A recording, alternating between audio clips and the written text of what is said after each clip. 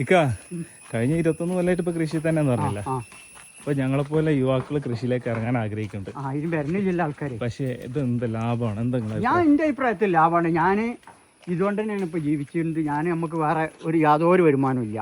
ഞാൻ ഇത് വെറ്റില, നേന്ത്രായ, പച്ചക്കറി കൂടുതൽ നമുക്ക് വെറ്റില കൃഷിയാണ്. അതുകൊണ്ടൊക്കെയാണ് നമ്മളെ ജീവിതം മുന്നോട്ട് പോകുന്നത്. 2 കുട്ടികളെ കെട്ടിച്ച് നമ്മൾ ഒരു 10-20 സെന്റ് സ്ഥലം വാങ്ങി ഇപ്പോൾ ഒരു ചെറിയ പെര കയറ്റി ഒക്കെ ദിമത്ത് കിട്ടി തന്നെ. വേറെ ഒരു വരുമാനവും ഇല്ല നമുക്ക്. അപ്പൊ കൃഷിയിൽ ഇറങ്ങി ഒരു നഷ്ടവും വരില്ല. പുതിയ ആൾക്കാരൊക്കെ ഇഷ്ടം പോലെ വന്നോട്ടെ, ഒരു ചെയ്തോട്ടെ, ഒരു കുഴപ്പം വരില്ല. അവർക്കൊക്കെ നല്ല രീതിയിൽ ഒക്കെ വലിയ കണ്ടുപിടിച്ചിട്ടുണ്ടായിക്കോട്ടെ. നമുക്ക് ഇതുകൊണ്ട് തന്നെ നമ്മൾ എവിടേക്കും പോയിട്ടില്ല. വിദേശത്തൊക്കെ കയറിയപ്പോൾ അതിപ്പോഴും നല്ല സാധ്യത നാട്ടിൽ കൃഷിയാണെങ്കിലൊക്കെ യുവാക്കൾക്ക് ജീവിച്ചു വളരുന്നുണ്ടല്ലേ. ആൾക്ക് നയിക്കാം കുറെ നമ്മൾ നയിക്കണം എന്നുള്ളൂ. ഇപ്പൊ ഒക്കെ ഭയങ്കര റേറ്റാ. കൂലിയൊക്കെ 1000-1200 കൂലി. അതൊക്കെ മിനിമം കൊടുത്താലൊന്നും ഇതൊക്കൂല.